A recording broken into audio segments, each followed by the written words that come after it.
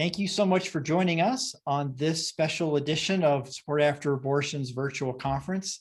I'm Nathan Misirian, and I'll be speaking with several other of our colleagues on the need for providing healing to men who have been wounded by abortion. I know that I'm new to this movement and just want to give a brief introduction. I serve as the Chief Operating Officer at Support After Abortion. I'm also privileged to run a digital marketing company, which I founded 18 years ago. The Lord has used my work experiences and ministry in a unique combination where this past year I've been asked to lead a task force on behalf of Support After Abortion to really understand what more can be done to provide healing to men who've been wounded by abortion.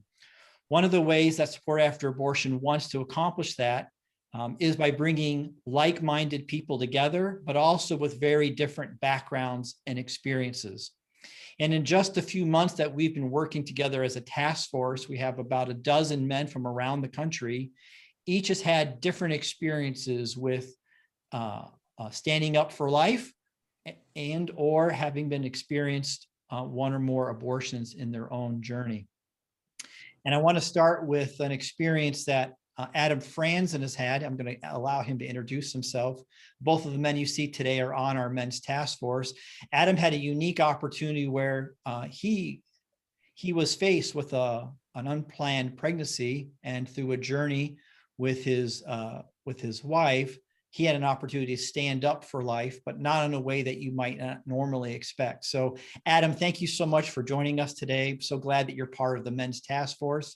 Just share a little bit about who you are, where you come from here in the States, a little bit about what you do for work, and then of course, most importantly, this opportunity you had to stand up for life. Sure, thank you for having me. So my name's Adam. I'm married to, well, obviously I'm married to my wife, Carolyn. We've been married now for 9 years and together for about 11. I work in the automotive industry. I'm in account management for a computer software company that works with car dealerships exclusively.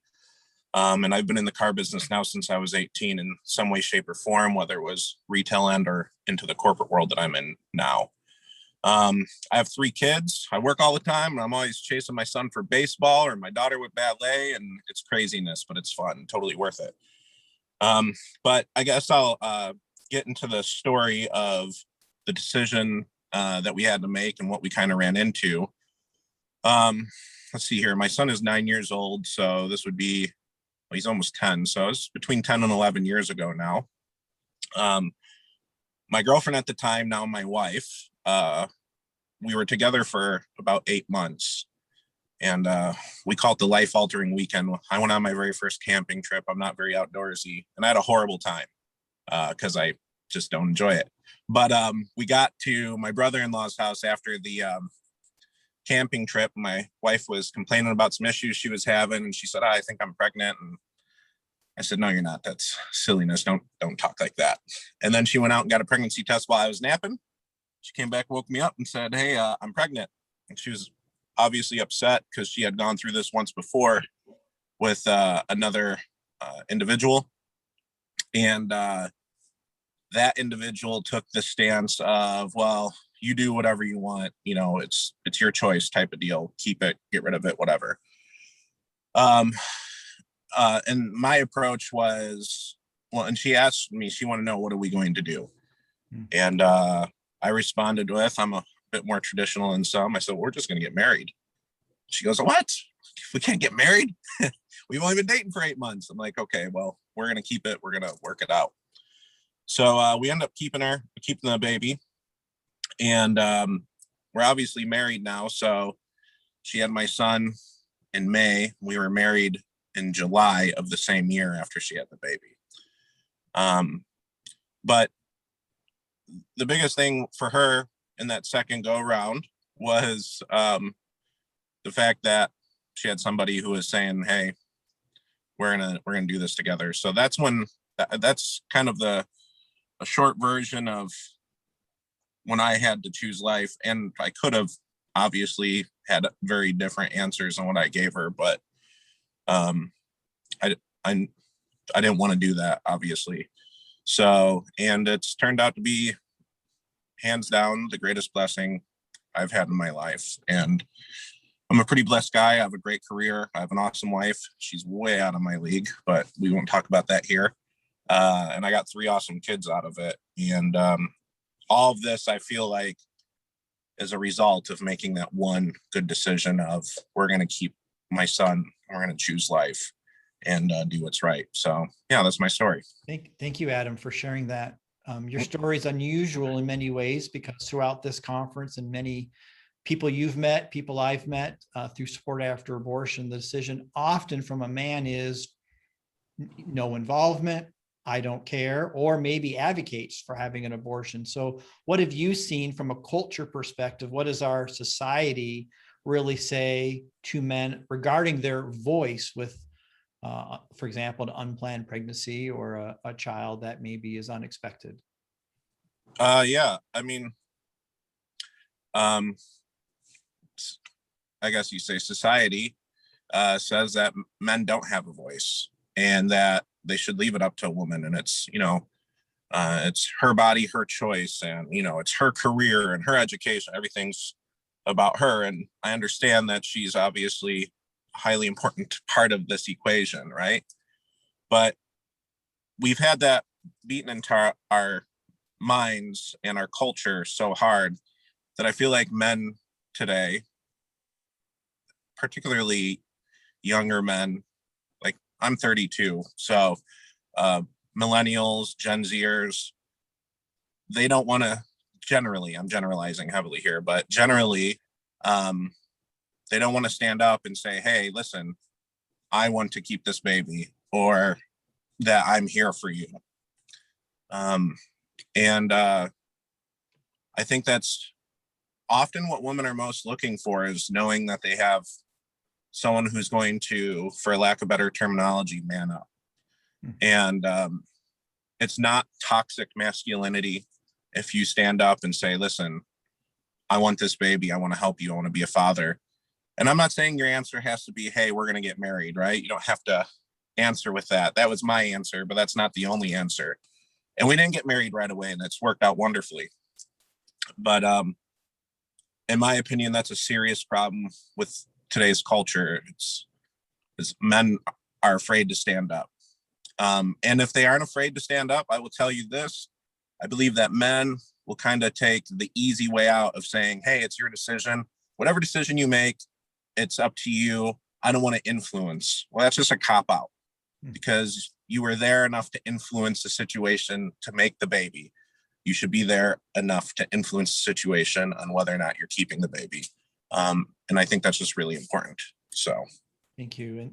And part of the mission of our task force throughout this year is to say, how do we help encourage and empower men, which you don't hear even that phrase used, to be able to speak up and to have a voice for life. And we have heard a number of women say, boy, if only the man in the relationship who I wanted to stay with said, I'm here for you, I'm going to do what it takes. Again, like you said, doesn't mean the relationship is going to be perfect. Doesn't mean it's a Cinderella story, but it does mean the opportunity to protect a life and to see what the Lord would do with a situation like that. Yeah, for sure. Well, and the other thing is that a lot of men are nervous about stepping up about the situation because they don't know how they're going to do it. And I'm not here to tell you that it's easy, but I'm here to tell you that you can do it. And I think that's important to know. You don't need to make 6 figures. You don't need to have everything in order. When my wife and I first got together and found out we were expecting a kid, we weren't doing as well as we are now. We were in an entirely different situation. I think our whole wedding, we were talking about this at lunch today. I'm out on a lunch date with my wife, which is why I'm doing this in my car. But I think our whole wedding cost less than $1,000. Like, you don't have to go crazy with the situation. It's do the best you can, work as hard as you can, and be there for the woman that you're involved with. Yeah, thank you so much. Thank you so much. And we can just have a little joke together that you can call it a car, but it really looks like a minivan. I appreciate that, but I assure it's my dad's sedan. That's awesome. Awesome. So just to the folks who are watching and listening, so that's an opportunity to be able to have a voice and move forward. but the majority of what takes place is an abortion's taken place. And sometimes the man has encouraged that to happen. Sometimes it's happened without his knowledge. We attended a Luncheons for Life and heard an example of a man who he discovered secondhand that his girlfriend had abortions without his consent. Those are tragedies and very deep wounds. I'd like to bring in Greg Hasek, who's also on our men's task force. Greg's a licensed mental health professional, and he sought the opportunity for healing in his life journey. And unfortunately, he has an experience that maybe many of you will relate to, where there's not a healing program. And I don't want to take anything away from Greg's story, but Greg, thank you so much for being here. Thank you for your other presentation that you've given about the importance of how to provide counseling with the highest quality for people who are seeking healing from abortion and many of the roots that cause that. If I could just invite you to tell your story. You have a very profound example of when you sought healing for a situation that you had early in life. Yeah, Nathan. So back in 1986, my girlfriend at the time came to me and said she was pregnant. And I found myself in a state of trauma and crisis, as she was. As we were contemplating what to do, we didn't have a lot of support. We kind of kept it to ourselves. I was one of the men that went to the crisis went to the abortion clinic. I was one of those men that sat in the waiting room of the clinic. In fact, as I was thinking about preparing for our talk today, I was thinking back on that memory, and I can still see the chair I sat in 1986 in that abortion clinic. And so that tells you how traumatic it is for us men who actually attend there. What I experienced in the clinic was a couple things, and I talked a little bit about this earlier in my presentation. Men are wired to provide and protect for their partner and for their child. When they're not able to do that, we're stuck in the abortion clinic waiting room, inhibited in our ability to fight. We can't fight for the life of our child, and we can't protect the person that's getting ready to have the abortion. So trauma is affecting us right in that waiting room as we're sitting. Now, when I was sitting there, my first instinct was I wanted to go to the door and open the door and said, please stop. And that was my instinct. But I sat there. And I remember the doctor coming out and trying to be friendly with me. And he says, you know, your girlfriend's okay. She'll be out in a few minutes. And obviously that wasn't very reassuring. In my workshop earlier, I also talked about the female, her inability to flight. She can't run and get off the table when she's having the abortion. Her instincts say, run.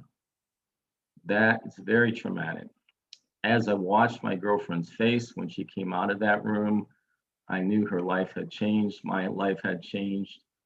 We walked out of that abortion clinic different people.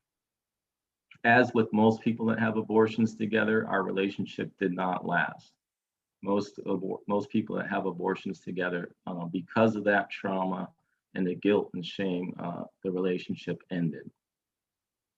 For the next 2 to 3 years, as a male back in 1986, you can imagine, I began to look for a place for men. And in the culture back then, in the pro-life movement back then, there were very few men involved or men's programs at all.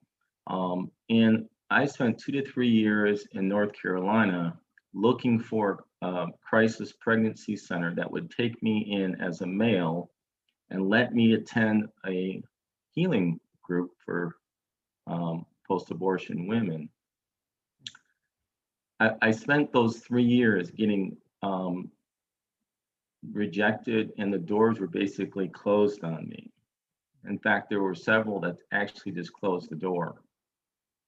And again, that was kind of the culture back then, just kind of not far out of the women's rights movement, and it's more of a women's issue, and it's actually more of a women's issue in terms of healing. I didn't give up, but during that time, I started to drink. I was depressed. I had suicide ideation, and I didn't want to give up. I finally found a crisis pregnancy center in Greensboro, North Carolina. The women were doing a recovery group. I'll remember the day that they invited me in. I was the only man in that group. What a blessing to sit among those women, and they loved on me, they cared for me, and I began my journey of healing. It wasn't long after that, I came back to the center and I said, what can I do to help? And of course, back then they didn't have anything for men. I wanted to help men. Well, they just said I can be the maintenance man of the crisis pregnancy center. So that was a typical thing that men did back then. So I went ahead and did that. Well, years later, I ended up kind of leaving that crisis pregnancy center, and years later, I went back to college, and God was kind of calling me to go back to graduate school and get my degree in marriage and family therapy. I moved to Portland, Oregon. I graduated in 1998 with my master's degree in counseling, and God laid it on my heart. I wondered if things had changed since my experience back in 1985 and 6. I went to knock on crisis pregnancy centers around Portland, Oregon, knocked on the doors, same thing. Now this is 1998. So since over 10 years, things hadn't changed. At that point, God laid it upon my heart. Greg, if anything you're going to do in your life, I'm calling you to make a difference with men, because you're not the only one. It was such a heaviness on my heart. So I started working with crisis pregnancy centers in Portland, Oregon. And then around 2003, I called around the country and I said, I wanted to find anybody that had worked with the men and abortion issue. I connected with 2 or 3 people that had kind of those early interests in working with men and abortion. I called together a summit in St. Louis, and we call it the Men's Summit. And that was the first summit ever addressed men and abortion in the United States. And that was around 2003 and 4. It was 3 days of us just sitting around tables, and we didn't have video back then. It was just tape recording.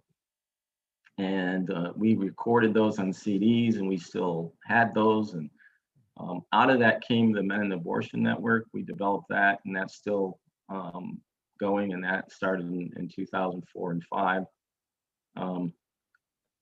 That began my journey of addressing men and abortion and speaking around the country and literally really around the world.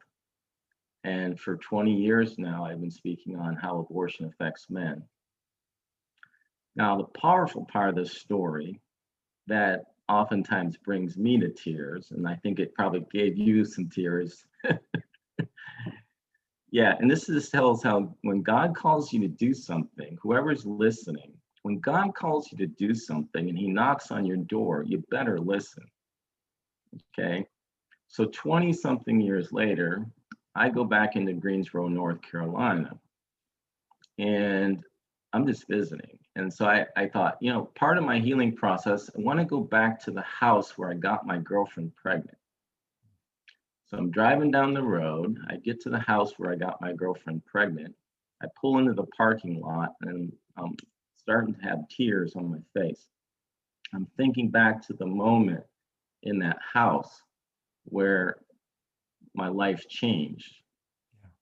Yeah. And I look across the street as I'm sitting in the parking lot, and there across the street is the Crisis Pregnancy Center that moved from a different location to across the street from where I got my girlfriend pregnant. It was the same crisis pregnancy center that invited me in 20 years earlier. So you can imagine, I'm going, okay, Greg, I'm hearing this voice. Greg, just go across the street. I'm like a nervous wreck, right? So I walk across the street. I walk in the door. I said, hi, I'm Greg. I work with the Men in the Abortion issue. Oh, we recognize your name. And, you know, of course, they had heard about some of the work I did. And I look down the hallway, and this woman walks down the hallway. She's an older woman. Her hair is kind of graying now. And she looks at me, and I look at her, and she comes running up to me and hugs me. This is the very woman that invited me in to the abortion healing group 20-something years earlier. Wow. We hugged, and I told her my story. And you can imagine all the emotions, and then that whole crisis pregnancy center was full of emotions. I said to them, don't ever think when you plant a seed in a man or a woman's life, what the potential is that they can do. And I said, for 20 years, that seed, when it was planted, I've been able to do a lot of work over the years with men for the very reason you planted that seed. So they say to me, Greg, we want you to come to our fundraising banquet and speak to the thousands of people about your story and what our crisis pregnancy center did in that moment in inviting you in, and how that seed that was planted sent me on a trajectory for the next 20 years of addressing men and abortion. And so that's my story, and I'm still doing the work, and what a blessing. We're so grateful that you've allowed us to connect together, and we can leverage your expertise in what we're doing at Support After Abortion. Yeah. So we're going to come back to you, and Greg and Adam are going to be available for Q&A as part of today's session. But one of the things that Amy Ford had mentioned in her presentation is you need to use what God has given you at the exact moment. And Greg, your example is that you took what God gave you at these different points in time, and God used it and grew it. And I see the same things happening from our founder, Janine Marone, and our CEO, Lisa Rowe. God has given them some very clear vision. And the vision was, how do we take the healing programs that are traditionally designed for women and find ways to extend healing to men, larger, greater, and with more awareness than what has ever happened before. And I want to acknowledge the work that Greg has done and so many other male leaders, male and female leaders, to provide healing after abortion. And one of the things that's unique to Support After Abortion is last year, you've heard that we issued a consumer research study in which we found the majority of, in that study for women, majority of them were not going to church, did not have a religious affiliation. And when asked, where would you go for healing? Didn't know. And if they did have an idea, church was way down on the list, if non-existent. And so one of the unique themes that you probably know, the audience knows about Support After Abortion, is that we are an options-based approach. And we've heard several of our speakers throughout this conference talk about meeting somebody where they're at, not where I'm at. You've heard that both from a cultural perspective, you've heard that from your understanding about your relationship with God, or who the person is with the crisis that they're in the middle of. And so in collaboration with Word Among Us, today and on our website, we are releasing an introduction to healing called The Keys to Hope and Healing for Men. And on the conference platform, you'll see that on the left-hand side of all the presentations, you can download that for free. And for those organizations who are, for example, a crisis pregnancy center, please reach out to us. We have a special bulk option that if you partner with us, we're able to give you a number of those editions at no cost we asked just to do some additional collaboration as we work together and hear about the impact that we can start introducing people to healing on their journey. And as Greg mentioned, it is a journey. It's not a one and done. So we're excited to announce the Keys to Hope and Healing. This also leads me to share an amazing opportunity we have this summer to do our own dedicated consumer research. And when I say our only, it's funded by our founder and through Support After Abortion, but we're again partnering with Shepherd Research, who are experts in doing demographic-based consumer research. And I'm certainly not an expert in this regard, but what I understand how it works is that we hope to reach over 1,000 men in the next 6 to 8 weeks to answer and provide information as to their experience firsthand with someone who's been impacted by an abortion. And just like we learned a lot about how women have dealt with that trauma, we're going to learn this summer about how men are going to answer those questions. It may require, just to give you some perspective, making over 10,000 phone calls to find 1,000 people, 1,000 men who are willing to talk about it. And as we look at the guys on this call, not everybody, certainly most people don't come forward, particularly men, anxious or willing to share their abortion story. So we think God's going to do something very special, very unique through what we're going to find. The reason we want to do the research is that we want to continue to provide unique ways to meet people where they're at in their healing journey. Something else that's really important, I want to just cite back to one of the other presentations on the consumer research that Janine did. You'll find that the amount of people who've been impacted by abortion who are potentially ready for healing is close to 10 million people in the United States. And if any fraction of those millions of people were able to say today, I'm ready for healing, our organization, Greg, the folks that you know, nobody has the capacity ready to provide that sort of healing. So Support After Abortion is looking to raise up male leaders to be trained in effective ways to lead healing groups. And if you visit our website, supportafterabortion.com, go to resources and virtual groups, we are in the process of launching our first co-ed group led by Chris Rainey and Karen Barbito, our director of programming, so that we can start a journey training men to unravel their roots and then be equipped on their healing process to help other people heal. And you've heard that theme throughout the conference, that healed people heal people. And certainly we don't do that work perfectly. We need the Lord to guide us through that process, but we're looking to be a catalyst to raise up more leaders. So please visit the Support After Abortion website for that.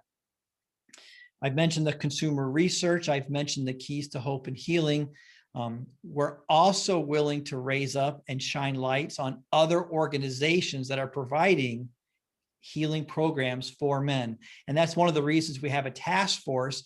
We want to create more visibility, both to encourage leaders who are doing the work around the world, as well as to shine a light on programs that are doing great work. And so when individuals contact Support After Abortion through a program that Karen Barbito is doing called our Healing Network Partners, we want to be able to refer directly local healing options, not be able to say to somebody, I'm sorry, there's nothing available. So we have online groups that Support After Abortion is doing. We're encouraging those who are watching this presentation to reach out to us, to visit supportafterabortion.com, click on Network Partner or Healing Network Partner. Every month there is a free webinar to teach and share what we're doing. We're encouraging you to join the movement that we're doing to create this love, compassion, healing approach. And more importantly, with folks like Greg and other mental health professionals, to also use very skilled training in providing care for those who have real trauma that comes with these abortion wounds. So I'm going to pause at this point in our presentation. We're going to encourage you to look in the Zoom window. There's an open Q&A section where we're encouraging you to type in those questions. I'm going to read those questions out and give our chance to address those. You're also welcome to use the chat feature. We're here to provide real-time feedback And we know that there's going to be a lot of interest in this regard. So give me just a moment. I'm going to, Greg, ask you to address this question. I'll just share it with our audience. Repairing the damage to the provider/protector role of a man is a process. How do you help start that journey, that rewind in a man's heart? Yeah, so in my workshop this morning, I talked a little bit about that. First is being able to understand, how did the man get to the point where he made the decision that he did? Was it that he didn't have a father in his life growing up? We know 1/3 of children grew up without fathers in the home. Was it that he had previous trauma in his life where he, once he found out about the crisis pregnancy, he overreacted because of the previous trauma and he went into his own fight or flight mode and influenced his partner? Oftentimes, when you look at what's behind the reason the choice was made, that's where grace can come in.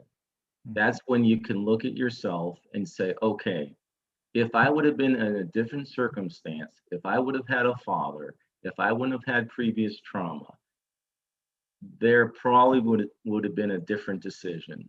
And I can forgive myself. And this is so powerful to be able to look back on your life and go, okay, there's a reason I made that decision. And I wasn't maybe at my best, but I can still forgive myself knowing the background of how I got there. Thank you. Adam, I'm going to bring you into a question, and then I'm going to give it to Greg as well to add a second part to this. Someone is asking us, what are the differences as to how men heal from abortion? And Adam, you kind of have a unique situation where you weren't involved directly in a situation, but you're married into a situation where that exists. So what are some of the challenges as a man that comes to helping your wife, and how you reflect on the healing process? Oh, that's a good question. I can only speak about my own personal experience, right? I'm not a doctor or an expert in this per se, but I know about my personal experience. So the biggest challenge for me really, like I guess, was identifying that there was actually healing that was needed. Like I knew that my wife was hurting about it, and I knew that she had her personal struggles about things. But me being me, I was just thinking, okay, well, those are her problems. She could work them out. And then when I heard like some of the things that were linked to it, like when she was struggling with holding our son when he was first born, right? That's when it like really hit me, like, oh my goodness, this is like way bigger than I'd realized. So I think the biggest struggle for men, at least for them in my position, is realizing that it is affecting you. It's affecting your marriage. Even if you weren't directly involved, it's affecting your marriage. It's affecting relationships with your children. It's affecting relationships between you and your wife. And the healing, at least understanding the healing process, at the very least, that your wife is going through, is going to make that process that much better for your wife, yourself, and your kids, because it is a big deal. And part of being the man and stepping into the situation and saying, I'm going to be there, is going through the healing process with your wife. Appreciate that. Greg, from your counseling experiences, what do you see as some differences? Is there something slightly more unique for a man, the way he has been wounded by abortion? And then maybe there are some similarities you could speak to. Yeah, first, men in our culture are told that they really shouldn't hurt from abortion. So that's the message. And so if they do hurt, that they seem like they feel different. They're invalidated for their pain. So it's very difficult for a man to come forward and say, I'm wounded by abortion. They rarely go to crisis pregnancy centers. We tried for 20 years. We tried painting the colors in the walls of crisis pregnancy centers. We tried having men's groups. But the perception of a crisis pregnancy center by a male is this is a woman's place. Men tend to talk about their problems at the bar. They, the guys that come to my counseling office are in a crisis. I work with sexual addiction and trauma. They don't show up for the abortion issue. They come into my office because they're in a crisis. Their wife says they're going to leave them if they don't get help. Once they show up in my office, I'm able to talk with them and discover there might be an abortion decision in their past. So that's the first thing. The second thing is guys heal differently. Guys deal with grief differently. They don't do healing the same way that women do. So programs for men have to be created differently in terms of how guys are wired differently. Do you mind just giving us an example of Mhm. how somebody grieves, how a man grieves differently? Yeah. So for example, years ago, there was a ministry that was called Men in the Mirror Ministries. They came out, they said, why are men having a hard time staying and following through with Bible studies and support group programs within churches? And they said, because a lot of these programs were created for women. And what they found was men don't like to sit in circles. They don't like to look at each other like women do. They don't like to talk about their feelings. If they see another male across the room, their testosterone is triggered. It's more of a fight response. So men are not great support group kind of guys. Men are the kind of guys that tend to want to like more one-on-one. They're more likely to talk on the golf course as they're walking, but side by side. And we also know that men tend to be more active in their grief process. They tend to want to think through their grief. They don't want to share feelings and talk in a group.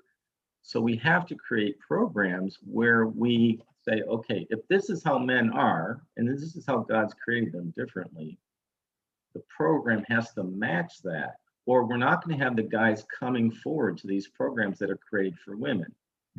So years ago, John Eldridge came up with a program. It was a boot camp program. His idea was let's create a boot camp for guys and get them involved. We need to have kind of like boot camps for guys that have been wounded by abortion and get them active into programs and how they're going to heal, and not try to force men into programs that are created for women. I have a follow-up question, Greg, that someone has asked to an earlier question and to your presentation from before. The person is asking, are they understanding correctly that abortion stems from one or several traumatic past experiences? And is that really true? Or how would you back that up? Yeah, what I said earlier in my workshop was if a male or female has a previous trauma in their life, let's say they have childhood trauma and they have pre-existing PTSD. Let's say they were abused. Let's say they were young as a child, and now they're 18 years old and they find themselves in a crisis pregnancy. Because they had pre-existing trauma, their brain, from a PTSD perspective and from a neurobiological perspective, is more likely to react and act from a fight or flight place in the right brain with less rational ability to say, I don't want to make this decision. It's very reactive and it's quick.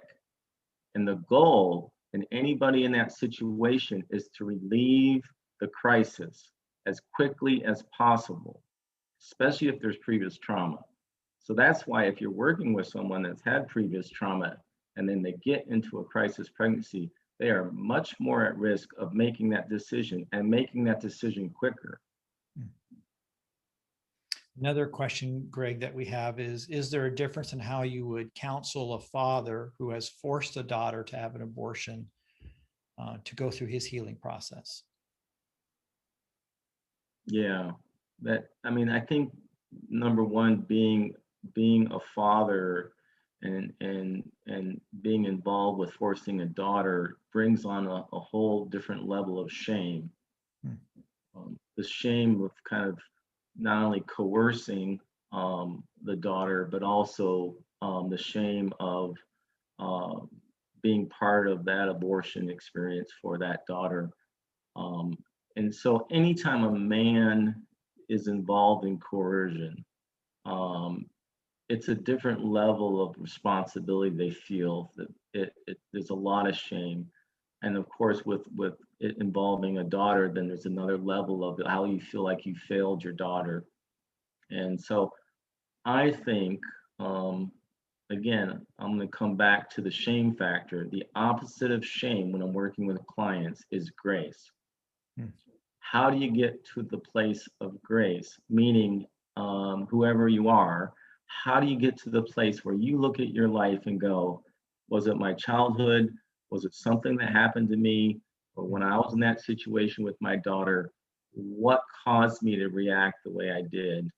And if I can get to that understanding and have empathy for that place of where I got to that, then maybe I can forgive myself and have more grace and move beyond that. And for your daughter, the same thing towards you. Powerful. I'm going to take one final question. Adam, I'm going to bring you in, and then we'll have Greg, and then we'll wrap up. One of the most of our participants in these conferences are women. And Greg, as you had noticed, the crisis pregnancy centers around the country are predominantly staffed by women, volunteers with women. So Adam, as you think about yourself as a guy and other people your age or younger, what should a role, the question is being asked, what role does a woman have to try to engage a man to want to talk about his abortion past, or is that even a path somebody should walk down? But what do you think as yourself, or I think it depends on the relationship between that man and woman and how the conversation is coming about. If a man's seeking out guidance or counseling in a pregnancy center, yeah. I think it could also be done if a man is there with his girlfriend or fiance or wife in the pregnancy center. It could be brought up. And then obviously if a couple's together, like with my wife and I, my wife is far more experienced in this realm than I am. And as I learn more, I realize more and more how the abortion has affected me. Just like my family structure and everything. So, my wife encouraging me or pushing me into that direction is obviously a good thing, I believe. But I think women do play a role. I just think it has to be done properly. But I think men play a bigger role in pushing a man to do the right thing. Okay. Appreciate that. Thank you. That's well said. Greg, let me just leave that question with you, and then I'll wrap up our presentation. What would you say is an effective way for a woman to have a role in the healing process of a man who's been wounded by abortion? Yeah. So my first thought, if that woman was married to the man, what we know and what I've seen over the years is oftentimes that secret of an abortion in the person's past is brought into the marriage and never talked about. And that's also true if that abortion happened in that relationship. It's often not talked about in that relationship or the marriage.